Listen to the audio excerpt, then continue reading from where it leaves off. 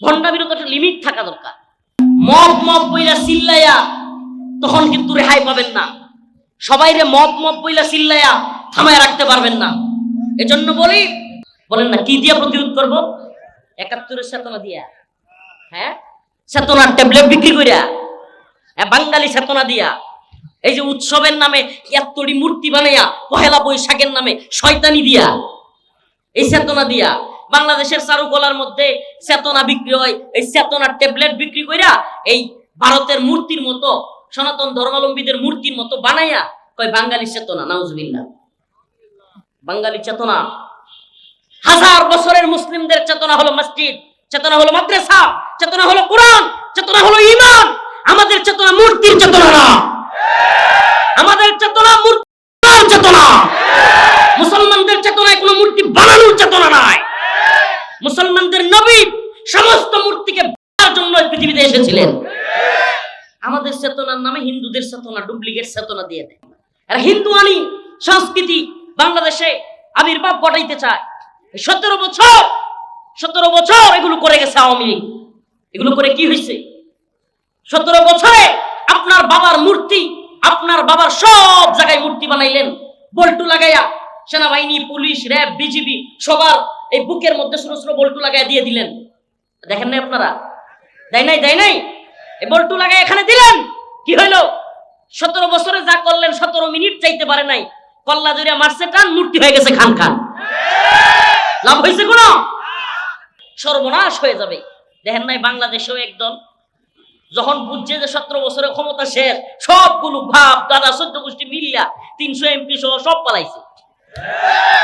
পৃথিবীর ইতিহাসে মনে হয় এমন নজির নাই যে সব আসনের এমপিরা পালাইছে। মন্ত্রী, এমপি, প্রধানমন্ত্রী, রাষ্ট্রপতি, স্পিকার, এই কি বলে ইমাম সহ পালাইছে। জাতীয় মসজিদের খতিব সহ পালাইছে। তাইলে আপনি চিন্তা করেন, আল্লাহ রাসূল সাল্লাল্লাহু আলাইহি ওয়াসাল্লাম যখন সাহাবায়ে কেরামকে নিয়ে বিজয় করলেন, এর চাইতেও বেশি নির্যাতন আল্লাহ রাসূলকে তার সাহাবীদেরকে করা হয়েছিল। তাকে ছাড় দেওয়া হবে? ছাড় দেওয়া যাবে? অসম্ভব। তাকে ছাড় দেওয়া যাবে না, কখনো ছাড় দেওয়া যাবে না। ছাড় ততক্ষণ চলবে। বাংলাদেশের রাজধানী ঢাকায় শাহবাগ স্কয়ারে নাউজুবিল্লাহ এই সমস্ত সমকামীরা ওপেন রাস্তা বন্ধ করে দিচ্ছে, তাদের সমকামী আন্দোলন করছে। নাউজুবিল্লাহ বলবেন না? জনতা গিয়া দাওয়া দিচ্ছে। এখন তারা ভয় দেখাচ্ছে। কালবেলা একটা পত্রিকা ভিডিও করতেছে, কালবেলা সাংবাদিককে বলতেছে, ভিডিও করা বন্ধ করো। কোন পত্রিকা? মামলা করে দিব, কিন্তু জেলে নিয়ে যাব। কিন্তু চিন্তা করছেন সাহস কত বড়?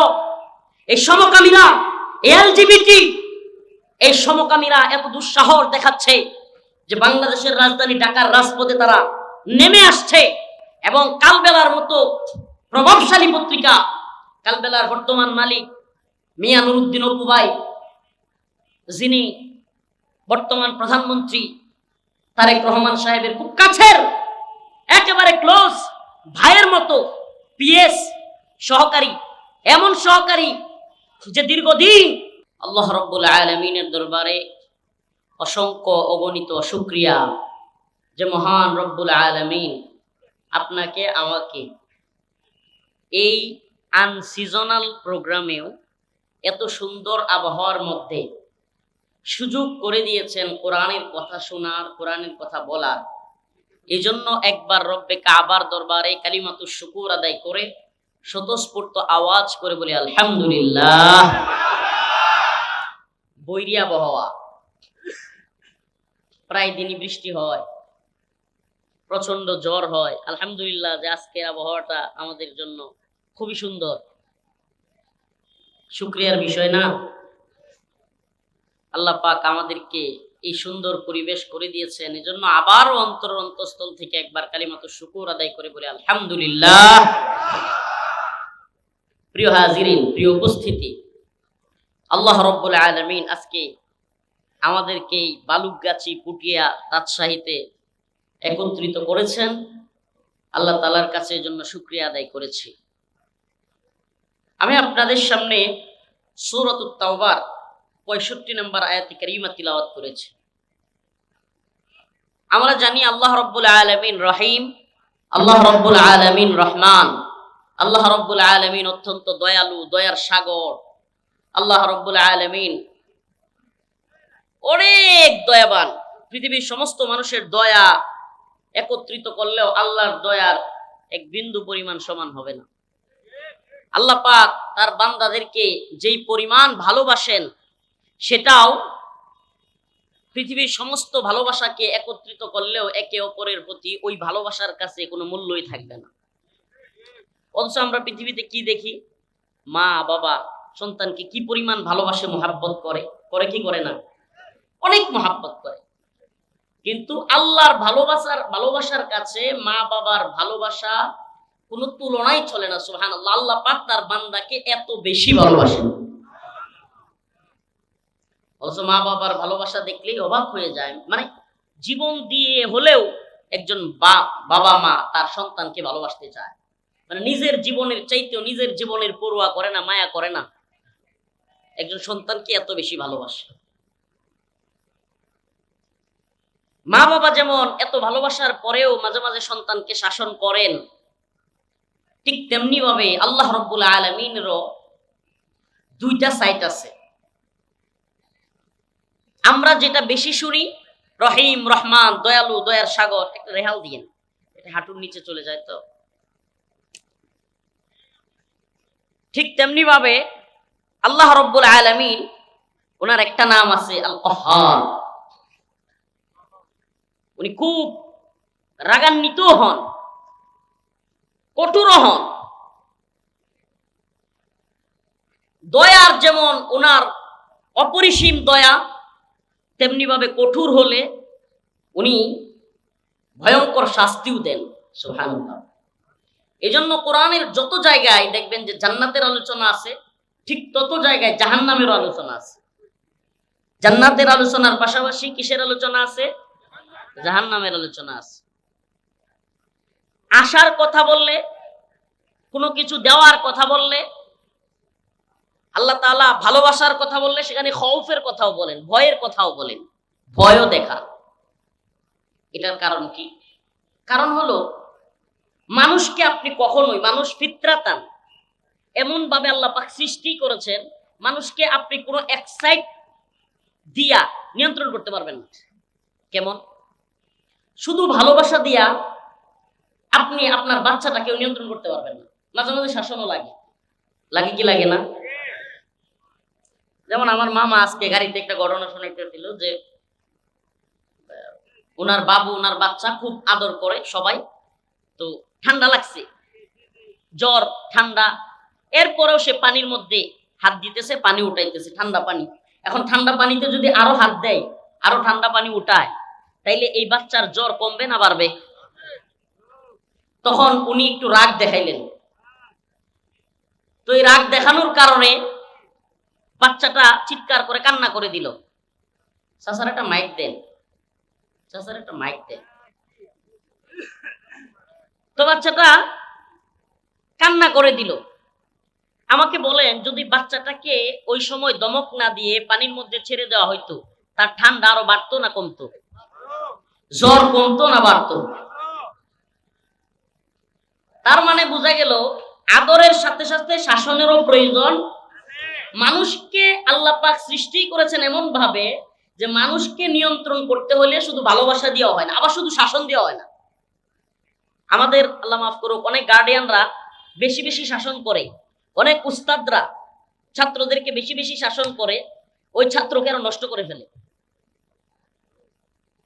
এটা কথা মনে রাখবেন, শাসন করে সে, সুহাগ করে যে। শাসন করে সে, সুহাগ করে যে। আদর করবে, যে ভালোবাসবে, সেই লোকেরই অধিকার আছে বাচ্চাকে শাসন করা। কিন্তু যে শাসন করে শুধু, আদর করে না, সুহাগ করে না, ওর শাসন কোনোদিন কাজে লাগবে না। উল্টা ওর শাসন বুমেরাং হবে, উল্টা ওই বাচ্চা আরো মানসিকভাবে উল্টা হয়ে যাবে, মানসিকভাবে হিটলারের মন মানসিকতার হবে। হিটলারের জিন্দেগি বললে পাওয়া যায়, এগুলো তো আর কোরআন হাদিস না, বাস্তবতা আল্লাহ পাক ভালো জানে। যে ওর মা নাকি মারা গেছিল, ওর সৎ মা ওকে লালন পালন করতে গিয়ে অনেক কষ্ট দিছিল। ওই রাগান্বিত হইতে হইতে হইতে হইতে আস্তে আস্তে মানসিকভাবে এমন হার্ড হয়ে গেছিল। আপনি দেখবেন যে কোনো সংসারে যদি মা মারা যায়, বাচ্চাদেরকে অতিরিক্ত শাসন করে সৎ মা কিংবা বাবা বা সংসারের কেউ, ওই বাচ্চাগুলো দেখবেন মানসিকভাবে খুব রাগান্বিত হয় এবং খুব রাগী হয়, জেদি হয়। প্রিয় ভাইরা আমার, বন্ধুগণ আমার, এই কথাগুলো বলবার উদ্দেশ্যটা একটু পরে আমার এই আয়াতের আলোচনার সাথে ঢুকলেই বোঝা যাবে। ডাক্তার, এতক্ষণ তো বাবা মার কথা বললাম, ডাক্তাররা কি করেন? ডাক্তারদের দুইটা দিক। একটা দিক, ডাক্তারদেরকে প্রাথমিকভাবে ডাক্তারিতে যখন নেওয়া হয়, তাকে যখন নার্সিং করা হয় বা তাকে যখন কোর্স করে বা তাকে যখন শিক্ষা দেয়, তখন প্রথমেই বলে তুমি রোগীর সাথে গিয়া প্রথমে সুন্দর করে ব্যবহার করবা। আসসালামু আলাইকুম, কেমন আছেন, মুস্কি হাসি দিবা, আপনার শরীরটা কেমন, ঠিক আছে কিনা, খাওয়া দাওয়া করছেন কিনা। একজন ডাক্তার যখন একজন রুগীকে এইভাবে সালাম দেয়, সুন্দর ব্যবহার করে, তখন কিন্তু ওই রুগীর মনটা ভালো হয়ে যায়, ভয় থাকে না। ওই যেই ডাক্তার সালাম দেয়, সুন্দরভাবে কথা বলে ব্যবহার করে, ওই ডাক্তারই কিছুক্ষণ পর যখন শুনে কিংবা যখন ওই পরীক্ষা নিরীক্ষা করে পাওয়া যায় যে তার অপারেশন লাগবে, কি লাগবে, অপারেশন লাগবে, তখন সেই ডাক্তারই ছুরি কাঁচি নিয়ে অপারেশন থিয়েটারে গিয়া ওই ডাক্তার ছুরি কাঁচি নিয়ে তাকে অপারেশন থিয়েটারে নিয়ে অপারেশন করে কি করে না? সুবহানাল্লাহ। এই দুনিয়াবি উদাহরণগুলো কেন বললাম জানেন? আল্লাহ পাক এমন ভাবেই এই দুনিয়া, এই তাম পৃথিবী সৃষ্টি করেছেন এবং এই সিস্টেমকে আল্লাহ পাক এমন ভাবে তৈরি করে রাখছেন যে এখানে দুইটা জিনিসই লাগবে।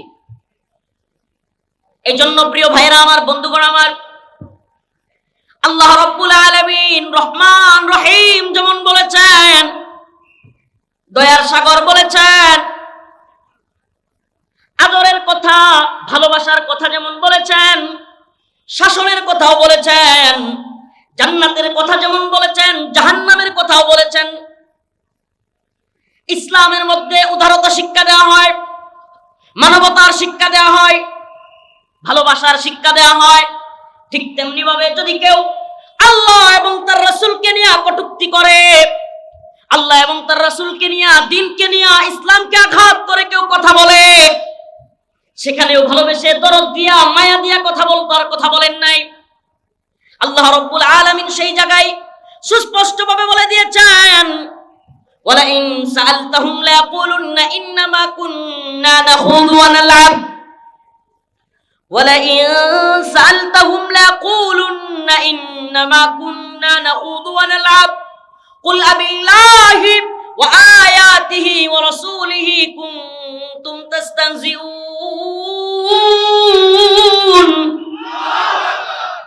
আল্লাহ রাব্বুল আলামিন বলেন, ও নবী, হে রাসূল, আপনি জিজ্ঞেস করেন, হে আমার প্রিয় হাবিব, আপনি তাদেরকে জিজ্ঞেস করেন, ওয়ালা ইন সাআলতাহুম লা ইয়াকুলুন্না ইন্নামা কুন্না নাখুযু ওয়া নালআব। একটু আজকের আয়াতের আলোচ্য বিষয় বুঝবার জন্য একটা ঘটনা বলি। তাবুকের সময় এক মজমার ভিতরে কোরআনের আলোচনা হচ্ছে। কি হচ্ছে? কোরআনের আলোচনা হচ্ছে। এমন সময় এক লোক বলতেছে, এই কোরআন পাঠকারীরা কতই না মিথ্যুক, নাউজুবিল্লাহ। এক লোক বলতেছে, কোরআন তিলাওয়াত যারা করে এরা মিথ্যুক, এরা পেটুক, এদের মধ্যে ভীতু কাপুরুষ, নাউজুবিল্লাহ। এক সাহাবী তার ওই কথা শুনে ফেললেন। ওই সাহাবী ওই লোককে বলল, তুমি হচ্ছ মুনাফিক। যারা কোরআন তিলাওয়াত করে তাদেরকে পেটুক বলেছো, যারা কোরআন তিলাওয়াত করে তাদেরকে মিথ্যুক বলেছো, যারা কোরআন তিলাওয়াত করে তাদেরকে ভীতু বলেছো, কাপুরুষ বলেছো, তুমি হলা মুনাফিক। আমি আল্লাহর রাসূলের কাছে তোমার নামে বিচার দিব, তোমার কথা বলে দিব। সুবহানাল্লাহি ওয়া বিহামদিহি। আল্লাহর রাসূল সাল্লাল্লাহু আলাইহি ওয়াসাল্লামের কাছে ওই সাহাবী গেলেন। যাওয়ার সাথে সাথে কোরআনের আয়াত নাযিল হয়ে গেল। সুবহানাল্লাহ বলেন। যাওয়ার সাথে সাথে কোরআনের আয়াত নাযিল হয়ে গেল। কোরআনের আয়াত আল্লাহর রাসূল তিলাওয়াত করতে লাগলেন। ওয়ালা ইন সাআলতাহুম লা ইয়াকুলুন্না ইন্নামা কুন্না নাখুযু ওয়া নালআব কুল আবিল্লাহি ওয়া আয়াতিহি ওয়া রাসূলিহি কুনতুম তাস্তাহজিউন। আল্লাহর রাসূল সাল্লাল্লাহু আলাইহি ওয়াসাল্লামকে আল্লাহ পাক জানায়া দিলেন এই মুনাফিকের ব্যাপারে।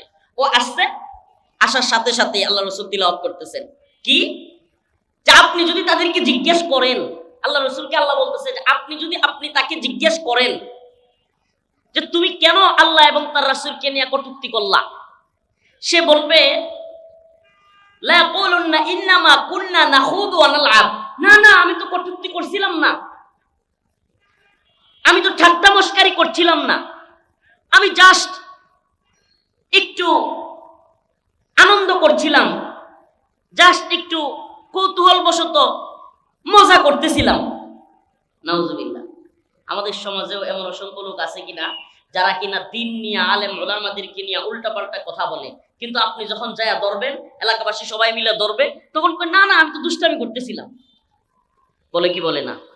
প্রিয় ভাইরা আমার, বন্ধুগণ আমার, আল্লাহ তাআলা বলতেছেন ওয়ালা ইন সালতাহুম লা ইয়াকুলুন্না ইন্নামা কুন্না নাখুদু ওয়া নালআব।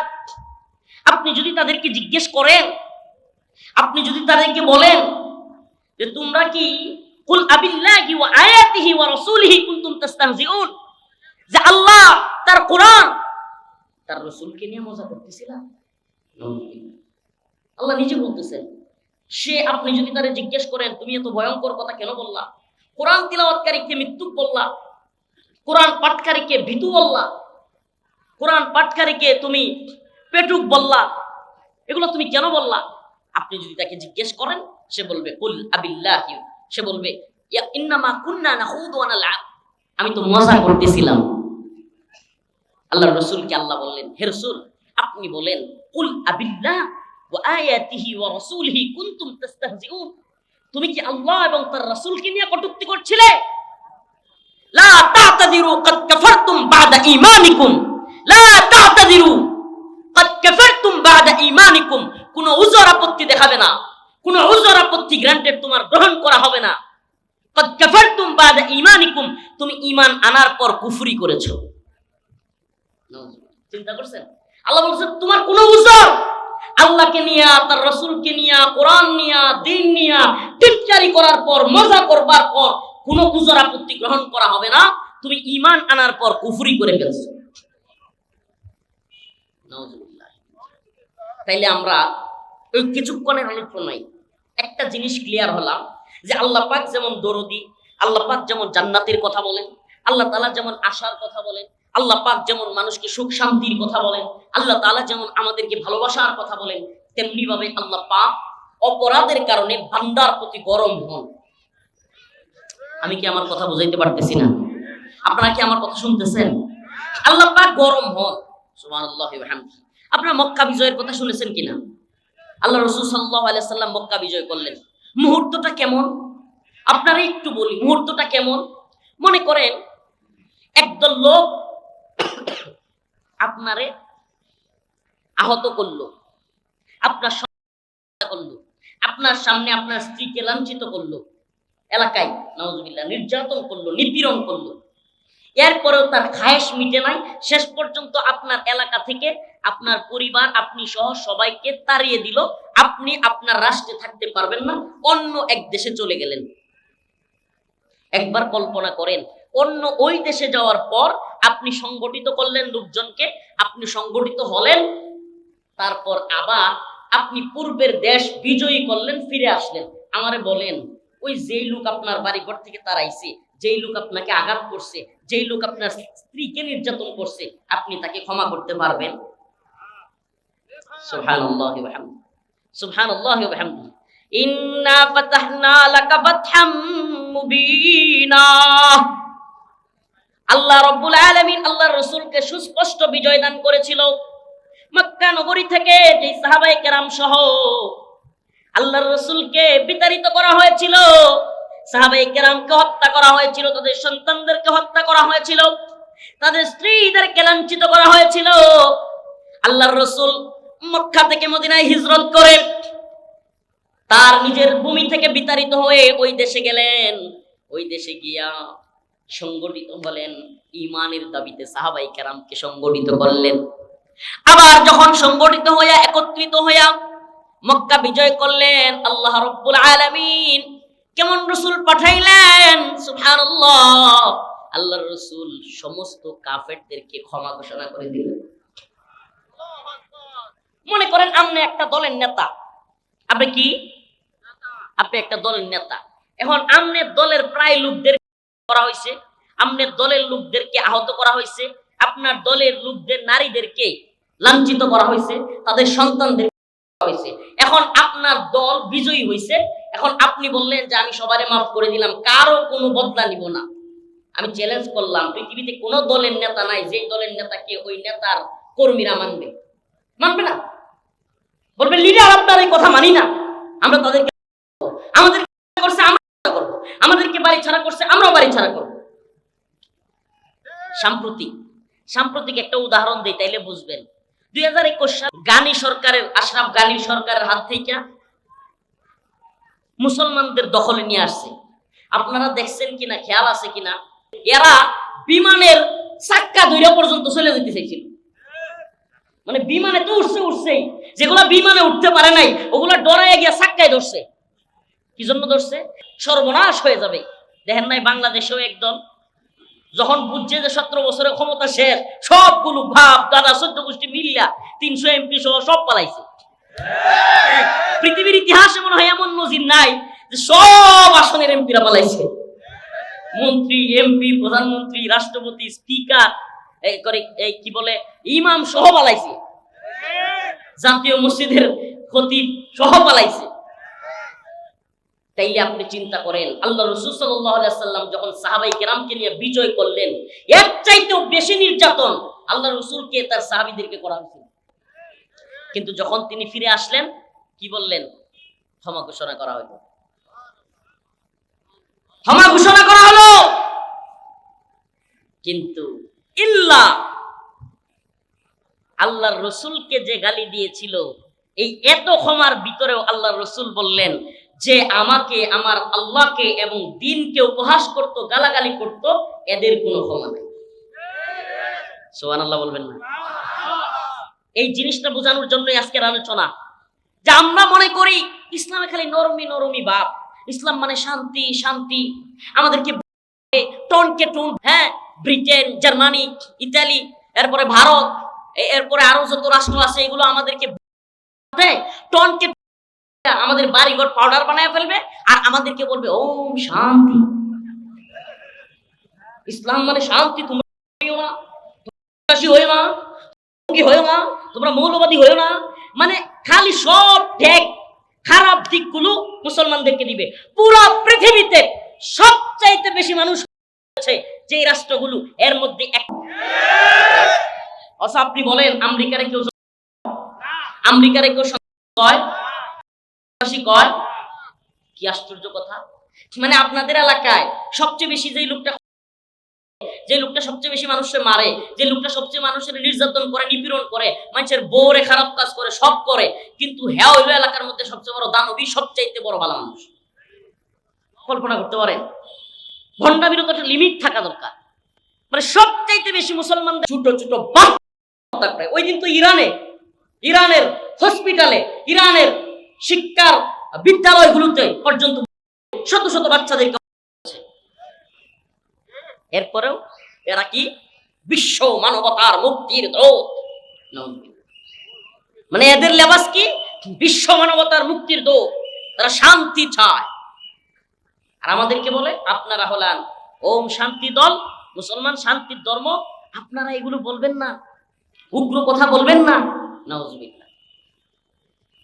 আমাদের দেশে কওমে লূতের কাজ প্রমোট করবার চেষ্টা করা হবে। মানবাধিকার কমিশনের আড়ালে বাংলাদেশে সমকামিতাকে প্রমোট করবার চেষ্টা করা হবে। নাউজুবিল্লাহ। বাক স্বাধীনতার কথা বলে বাংলাদেশে আল্লাহ এবং তার রাসূলকে নিয়ে, ইসলামকে নিয়ে কটূক্তির মত প্রকাশের স্বাধীনতা দেওয়া হবে, আর আমাদেরকে বলা হবে নরম থাকার জন্য। এই জন্য আপনাদের কাছে মুসলমান এই ঘটনাগুলো তুলে ধরলাম। আল্লাহ রাসূল সাল্লাল্লাহু আলাইহি ওয়াসাল্লামকে আল্লাহ বলেছেন লা তা'তাদিরু কাদ কাফারতুম বা'দা ঈমানিকুম। আপনি বলেন আল্লাহ এবং তার রাসূলকে নিয়ে, দ্বীনকে নিয়ে, কোরআনকে নিয়ে যদি কেউ কটূক্তি করে, লা তা'তাদিরু, তার কোনো উযর পেশ করা, তার কোনো উযর, আপত্তি, তার কোনো বক্তব্য গ্রহণ করা হবে না। কাদ কাফারতুম বা'দা ঈমানিকুম, সে ঈমান আনার পর কুফরি করেছে, কাফের হয়ে গেছে। আল্লাহ রাসূলের জামানায় এক কাফের নাম হইল কাব বিন আশরাফ। ইহুদিদের বড় নেতা, দুর্গের মধ্যে থাকতো। কিসের মধ্যে? আগে প্রাচীন কালে দুর্গ ছিল, এখন তো আর দুর্গ নাই। এখন বড় বড় নেতাদের বাড়ি আছে কিছু দুর্গের মতো, সব দিকে দেয়াল দেয়া, মানে মানুষ ঢুকতে পারবে না। প্রাচীন কালে দুর্গ ছিল, সব দিকে বাউন্ডারি দেয়া থাকতো, বাউন্ডারির মধ্যে সহলোকেরা থাকতো। ওই দুর্গের ভিতরে প্রাচীন কালের নেতারা থাকতো। ইহুদিদের নেতার নাম ছিল কাব বিন আশরাফ। কি নাম ছিল? আমি আগে এই ঘটনা একটু শেষ করে নিই। মক্কা বিজয়ের পরে আল্লাহ রাসূল সাল্লাল্লাহু আলাইহি সাল্লাম সবাইকে ক্ষমা করেছিলেন, কিন্তু যারা আল্লাহ রাসূলকে গালি দিত, যারা আল্লাহর নবীকে কটূক্তি করত, আল্লাহর রাসূল বললেন এদের কোনো ক্ষমা নাই, এদের সবাইকে। সুবহানাল্লাহ। এখন কিছু লোক দেখবেন বলবেন, হুজুর আপনারা যে এইসব কথা বলেন বয়ান করেন, আল্লাহ রাসূল কি জীবনে কাউকে মারতে বলছে? নাউজুবিল্লাহ। এগুলা মিথ্যা কথা। এগুলা কি? দ্বীনের প্রয়োজনে মরতেও হবে, দ্বীনের প্রয়োজনে ইসলামের প্রয়োজনে হবে। ও বা আমারে মারবে, আমি খালি সিনা টান করে দিব, আমারে মারো, ইসলাম মানে শান্তি, ভাই আসো তোমাকে জড়াইয়া ধরি, এটার নাম ইসলাম। আল্লাহ রাসূল সাল্লাল্লাহু আলাইহি ওয়াসাল্লাম করেন নাই? সাহাবায়ে কেরাম করেন নাই? আরে শুধু করেন নাই এমন না মিয়া, আল্লাহর নবীর একজন সাহাবী এমন নাই করেন নাই। সুবহানাল্লাহ। আজ পর্যন্ত এই ঘটনা শুনছেন? আল্লাহর নবীর একজন সাহাবীও বাকি নাই যিনি মুজাহিদ ছিলেন না। সবাই হাফেজ ছিলেন না, সবাই কারি ছিলেন না, সবাই মুহাদ্দিস ছিলেন না, সবাই শাইখুল হাদিস ছিলেন না, কিন্তু আল্লাহর নবীর একজন সাহাবী ওমান দেখাইতে পারবেন না যিনি করেন নাই। সুবহানাল্লাহ বলবেন না? অতএব আমাদের রাসূল সাল্লাল্লাহু আলাইহি ওয়াসাল্লাম, আমাদের সাহাবায়ে কেরাম মসজিদে মিম্বর দেখেন না, আমরাও মিম্বর রাখি। মিম্বর কি ঘর? আমাদের মিম্বর হলো ওই যে মাইক রাখার লেগে। আর মিম্বার করাই হয়েছিল মসজিদের সামনের যে ফাঁকা জায়গা, এখানে সমস্ত মুসল্লিরা নামাজ পড়তো। সুবহানাল্লাহ বলবেন না? কি রাখতো? আমার নিরাপত্তার জন্য আমি যদি রাখি, আগামীকালকে আমেরিকার মতো ভারত আমাদের উপর কি দিয়ে প্রতিরোধ করব? বলেন না, কি দিয়ে প্রতিরোধ করব? ৭১-এর চেতনা দিয়া, হ্যাঁ, চেতনার ট্যাবলেট বিক্রি করিয়া, বাঙালি চেতনা দিয়া, এই যে উৎসবের নামে এতটি মূর্তি বানাইয়া, পহেলা বৈশাখের নামে শয়তানি দিয়া, এই চেতনা দিয়া বাংলাদেশের চারুকলার মধ্যে চেতনা বিক্রি হয়। এই চেতনার ট্যাবলেট বিক্রি কইরা এই ভারতের মূর্তির মতো, সনাতন ধর্মাবলম্বীদের মূর্তির মতো বানাইয়া কয় বাঙালি চেতনা। নাউজুবিল্লাহ। বাঙালি চেতনা, হাজার বছরের মুসলিমদের চেতনা হলো মসজিদ, চেতনা হলো মাদ্রাসা, চেতনা হলো কোরআন, চেতনা হলো ঈমান। আমাদের চেতনা মূর্তির চেতনা না, আমাদের চেতনা মূর্তির চেতনা। মুসলমানদের চেতনায় কোনো মূর্তি বানানোর চেতনা নাই। মুসলমানদের নবী সমস্ত মূর্তিকে বানানোর জন্য পৃথিবীতে এসেছিলেন। আমাদের চেতনার নামে হিন্দুদের চেতনা ডুপ্লিকেট চেতনা দিয়ে দেয়। দেখবেন পয়লা বৈশাখ আসলে নাউজুবিল্লাহ কিছু আসবে, চেতনার নামে মূর্তি বানাবে, ওই 10 আইত্যার 12 আইত্যার পরে যে উতুম পেঁচা বানাবে, আরো কতটি বানায় ডাকডোল পিটে মিছিল করবে, এটার নাম নাকি বাঙালি চেতনা। নাউজুবিল্লাহ। এরা হিন্দু আনি সংস্কৃতি বাংলাদেশে আবির্ভাব ঘটাইতে চায়। 17 বছর এগুলো করে গেছে আওয়ামী লীগ। এগুলো করে কি হয়েছে? 17 বছরে আপনার বাবার মূর্তি, আপনার বাবার সব জায়গায় মূর্তি বানাইলেন, বল্টু লাগাইয়া সেনাবাহিনী, পুলিশ, র্যাব, বিজিবি সবার এই বুকের মধ্যে ছোট ছোট বল্টু লাগাইয়া দিয়ে দিলেন। দেখেন নাই আপনারা? দেয় নাই? এই বল্টু লাগাই এখানে দিলেন, কি হইলো? 17 বছরে যা করলেন 17 মিনিট চাইতে পারে নাই, কল্লা জড়িয়া মারছে টান, মূর্তি হয়ে গেছে খান খান। লাভ হয়েছে কোন? অথচ 1500 বছর আগে একজন লোক পৃথিবীতে আগমন করেছিল। 1500 বছর আগে, এখনো যেই লোক পৃথিবী থেকে চলে গেছেন 1500 বছর আগে, যার কোনো ছবি নেই, সারা পৃথিবীতে একটা মূর্তি নাই, ভাস্কর্য নাই, সারা পৃথিবীতে কোনো টাকার মধ্যে ছবি নাই, অফিস আদালতে ছবি নেই, পৃথিবীর কোথাও ছবি নাই, কিন্তু সেই লোকটাকে নিয়ে একবার কেউ কটূক্তি করলে, রাজা হোক, মন্ত্রী, মিনিস্টার হোক, পৃথিবীর সবচেয়ে বড় ক্ষমতাসীন লোক হোক, এই পৃথিবীতে ওই লোককে নিয়ে একটা কথা বললে 150-200 কোটি মুসলমান একত্রে চিৎকার দিয়ে ওঠে, পৃথিবীর সমস্ত তখতে তাউস মরে যায়। একটা ছবির দরকার হয় নাই।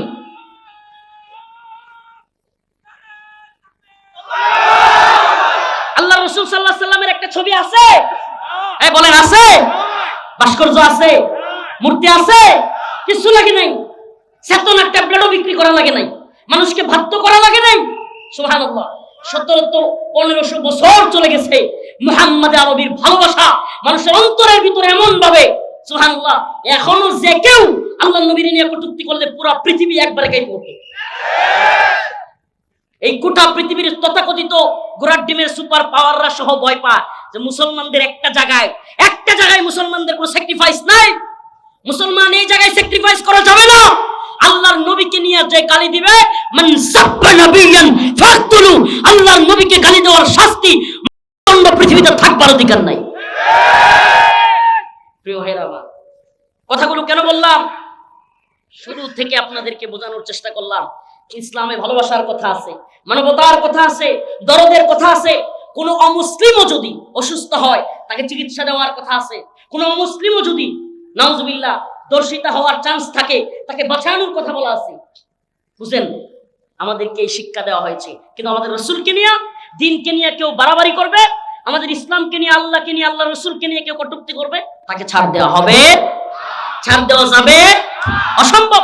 তাকে ছাড় দেওয়া যাবে না, কখনো ছাড় দেওয়া যাবে না। ছাড় ততক্ষণ চলবে যতক্ষণ সে ইসলামের গণ্ডির ভিতরে থাকে। কথা বুঝতে পারছেন? মুহাম্মদ বিন মাসলামা, একটা মজলিস হচ্ছে, সুবহানাল্লাহ, আল্লাহ রাসূল বললেন যে এদের কোনো ক্ষমা নাই। এর মধ্যে একজনের নাম হলো কাব বিন আশরাফ। একজনের নাম কি? আচ্ছা, কাব বিন আশরাফের ঘটনার আগে আরেকটু ছোট্ট একটা ঘটনা বলি। আল্লাহ রাসূল সবাইকে ক্ষমা ঘোষণা করলেন। আল্লাহ রাসূল সাহাবীদের বললেন যে যারা আমাকে এবং আল্লাহকে গালি দিছে, আল্লাহ এবং তার রাসূলকে গালি দিছে, এদের ক্ষমা নাই। এদেরকে যেখানে পাবা হত্যা করবা। পারলে পৃথিবীর কোন ইসলামিক স্কলার এ কথা মিথ্যা প্রতিপন্ন করুক, আল্লাহ রাসূল বলেছেন যে আল্লাহ এবং তার রাসূলকে গালি দিয়েছে তাকে ক্ষমা করবা না। এমনকি কাবার গিলাফ ধরেছিল একজন। কাবার গিলাফ কোথায়? ইবনে কতল। নাম কি? ইবনে কতল নামে এক মুশরিক মালউন আল্লাহর রাসূলকে কটূক্তি করত।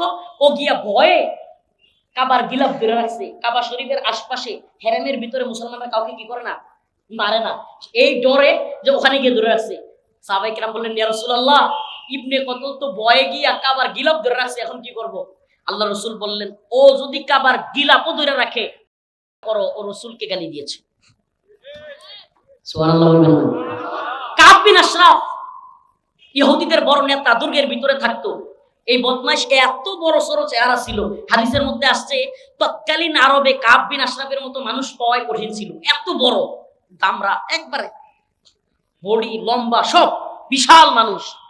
7-8 জন 10 জন তার সাথে পারবে না যুদ্ধ করে, এরকম শক্তিশালী মানুষ। কাব বিন আশরাফ আল্লাহ রাসূলকে কটূক্তি করতো, গালি দিত। আল্লাহ নবীর শুধু গালি দিত না, নাউজুবিল্লাহ, আল্লাহ রাসূল সাল্লাল্লাহু আলাইহি সাল্লামকে নিয়ে কবিতা বানাইতো, কটূক্তিমূলক কবিতা, নাউজুবিল্লাহ, ব্যঙ্গচিত্র, ব্যঙ্গ করে কবিতা লিখতো। আল্লাহ রাসূল সাল্লাল্লাহু আলাইহি সাল্লাম মজলিসের ভিতরে সাহাবায়ে কেরামকে বললেন, হে আমার সাহাবারা, তোমাদের মধ্যে কে আছো যে কাব বিন আশরাফকে? সুবহানাল্লাহ বলবেন। আশা প্রকাশ করতেছে, আশা। মুহাম্মদ বিন মাসলামা রাদিয়াল্লাহু আনহু দাঁড়ায় গেলেন, ইয়া রাসূলুল্লাহ, আপনি কি পছন্দ করেন আমি কাব বিন আশরাফ? আল্লাহ রাসূল বললেন, হ্যাঁ। তখন মুহাম্মদ বিন মাসলামা বললেন, ইয়া রাসূলুল্লাহ, তাইলে আমারে একটু অনুমতি দেন, আমি একটু গাল গল্প করব, খুশ গল্প করব, মানে বানায়া গল্প আছে না, বানায়া সিনায়া কিচ্ছা, এগুলা বলবো, এগুলার অনুমতি দেন। সুবহানাল্লাহ বলবেন, আল্লাহর রাসূল মিথ্যা গল্প বলার অনুমতি দিলেন? হ্যাঁ দিলেন। সুবহানাল্লাহ। কেন দিলেন? যুদ্ধ হলো কৌশলের নাম। যুদ্ধ কিসের নাম? এর মধ্যে আপনি যদি সব সত্য কথা বলে দেন প্রতিপক্ষকে, তাহলে আপনি বুঝতে পারবেন। আপনার প্রতিপক্ষকে যদি জানায় দেন আপনি কোথায় রাখছেন, কোথায় রাখছেন, সব সত্য কথা বলে দেন, তাহলে কি আপনি যুদ্ধে জিততে পারবেন? আল্লাহ রাসূল সাল্লাল্লাহু আলাইহি সাল্লাম বললেন, ঠিক আছে, অনুমতি দেওয়া হলো। কাব বিন আশরাফের কাছে মুহাম্মদ বিন মাসলামা রাদিয়াল্লাহু আনহু তার সাথে আরো 2-3 জনকে নিয়ে গেলেন। একজনের নাম সম্ভবত আবু নাইলা রাদিয়াল্লাহু আনহু।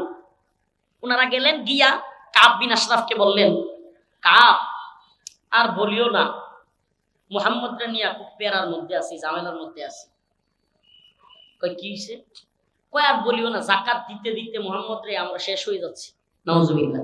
মানে ওই যে আল্লাহ রাসূল বলছিল যে অনুমতি নিয়ে আসছে, বলতেছে যে মুহাম্মদরে যাকাত দিতে দিতে একটা, মানে আমরা তো গরিব হয়ে যাচ্ছি, কাব খুশি হয়ে গেল।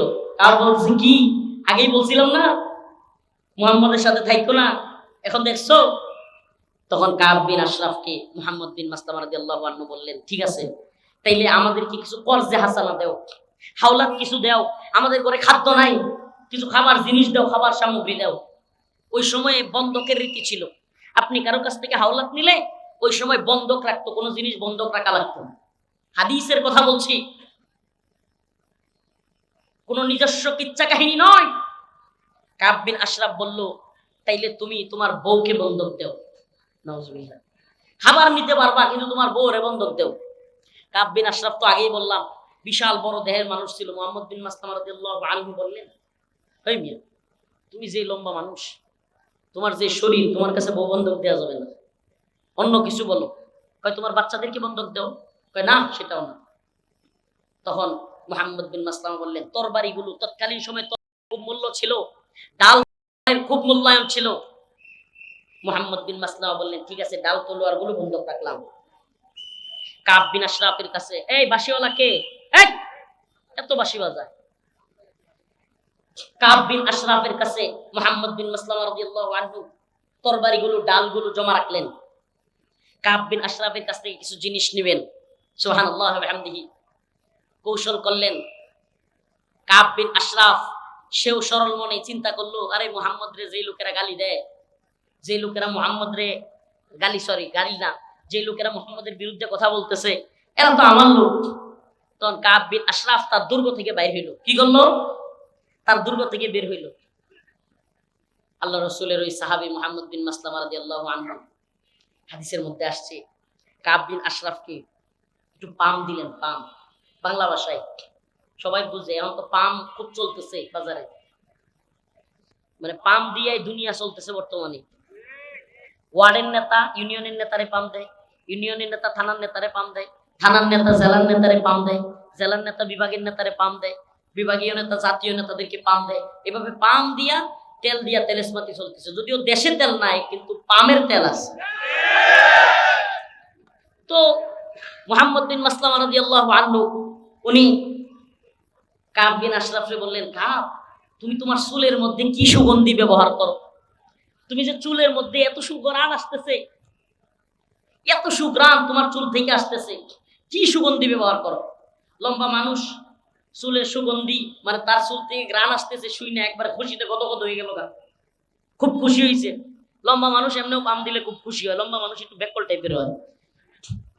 তো খুব খুশি হয়ে বলতেছে যে, মানে একটা নাম বলতেছে সে। তখন মুহাম্মদ বিন মাসলামা রাদিয়াল্লাহু আনহু বললেন, তোমার মাথা থেকে একটু সুগন্ধি নিব, তুমি তোমার মাথাটা একটু আগায় দিবা, তোমার মাথার এত সুন্দর ঘ্রাণ, একটু আগায় দাও।